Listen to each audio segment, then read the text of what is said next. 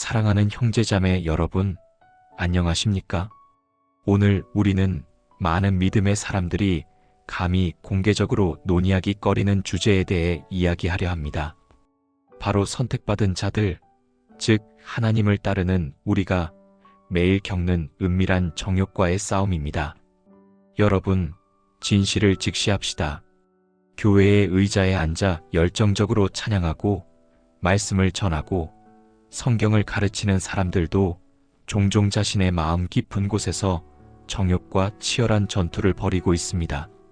성경을 보면 하나님의 마음에 합한 사람이라 불린 다윗 왕도 밧세바에게 빠져 죄를 지었고, 놀라운 힘을 지녔던 삼손은 들릴라에 대한 연약함으로 몰락했으며, 역사상 가장 지혜로웠던 솔로몬조차도 많은 아내와 첩들 사이에서 하나님으로부터 멀어졌습니다. 이러한 성경 속 인물들도 정욕과 싸웠다면 우리는 어떻겠습니까?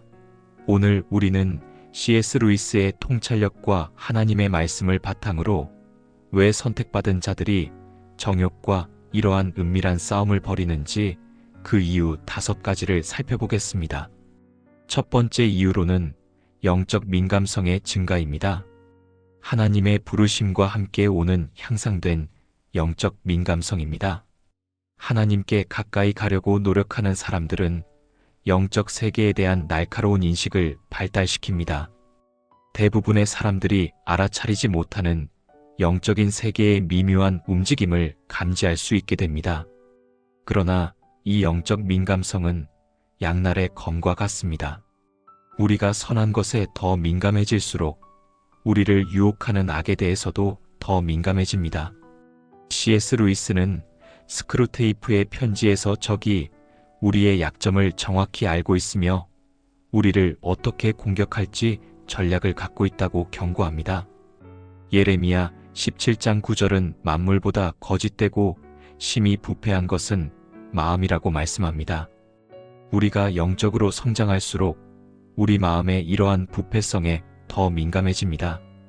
우리는 유혹의 미묘함, 우리 마음에 드는 불순한 생각들, 우리를 지배하려는 통제되지 않은 감정들을 더 잘 인식하게 됩니다. 생각해 보십시오. 요셉이 보디발의 아내의 유혹을 받았을 때 그는 그 순간을 내가 어찌 이런 큰 악을 행하여 하나님께 죄를 지으리이까?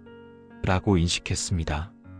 그의 영적 민감성이 그를 구원했습니다.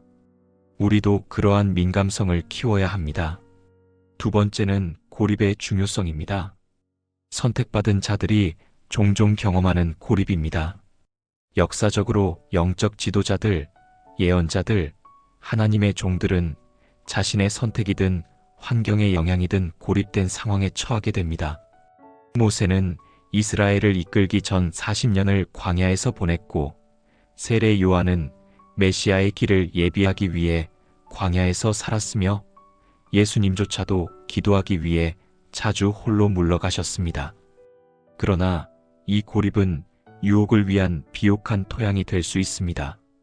C.S. 루이스는 적이 우리를 고립시키는 전략을 사용한다고 지적합니다.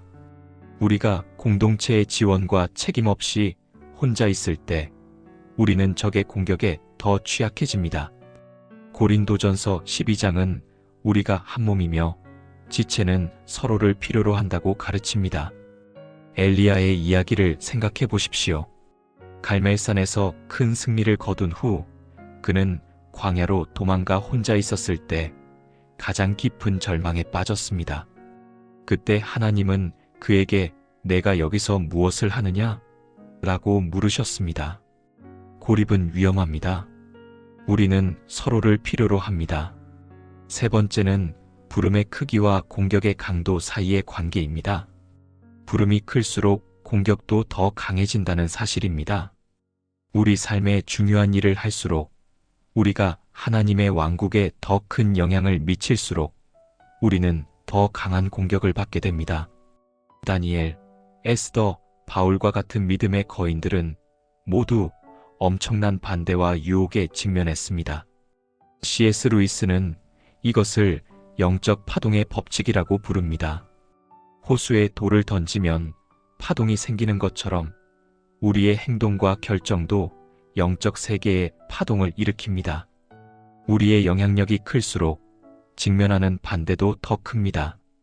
적은 영적 지도자를 넘어뜨리면 하나님의 왕국에 큰 타격을 줄 수 있다는 것을 알고 있습니다.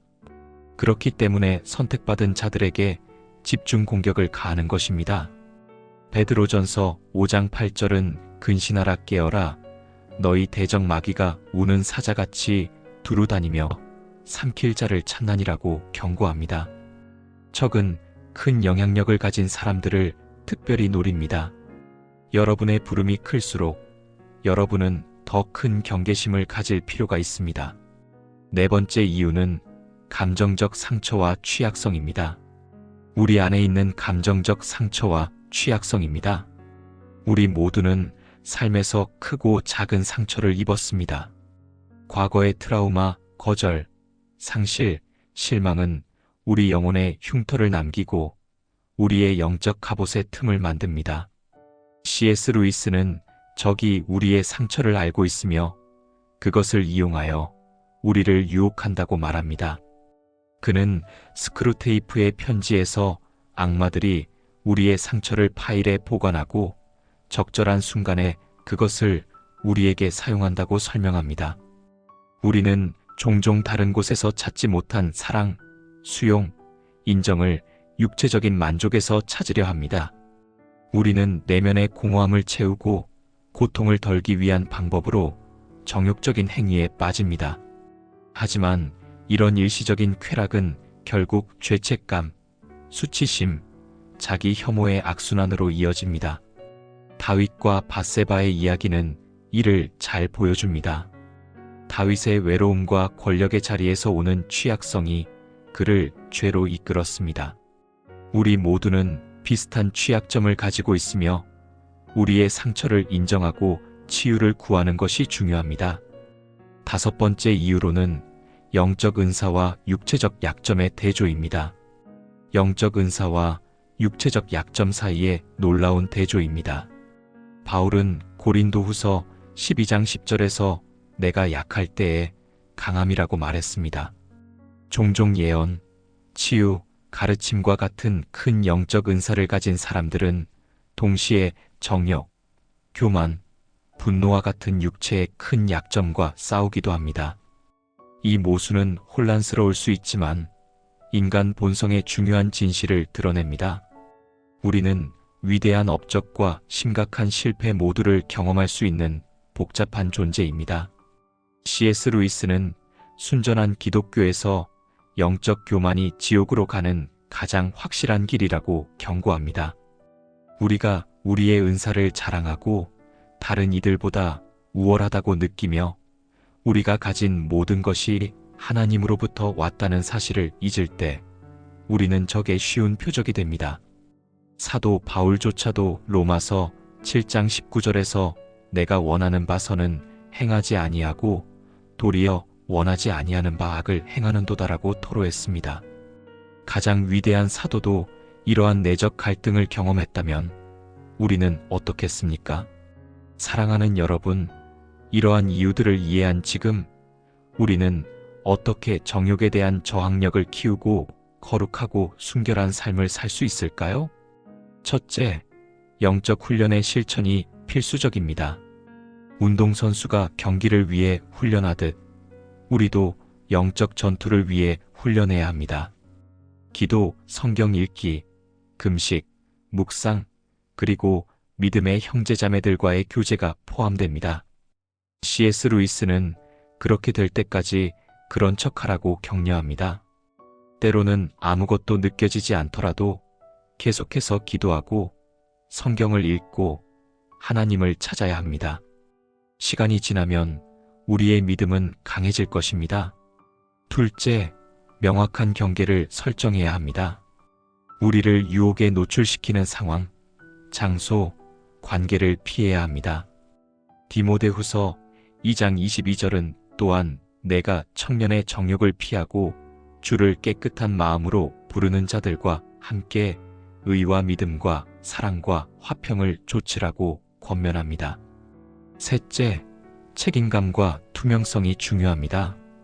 우리의 싸움을 나눌 수 있는, 신뢰할 수 있는 친구, 그리스도 안에 형제자매가 있어야 합니다. 야고보서 5장 16절은 그러므로 너희 죄를 서로 고백하며 병이 낫기를 위하여 서로 기도하라고 말씀합니다. 사랑하는 형제자매 여러분, 정욕과의 싸움은 쉽지 않습니다.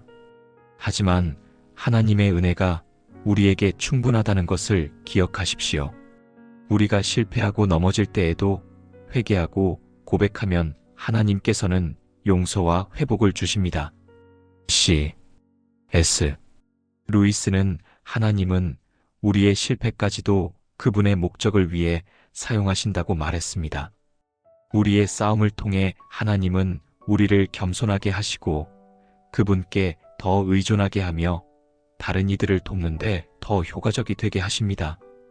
여러분의 싸움으로 자신을 정의하지 마시고 여러분을 지탱해주는 은혜로 자신을 정의하십시오.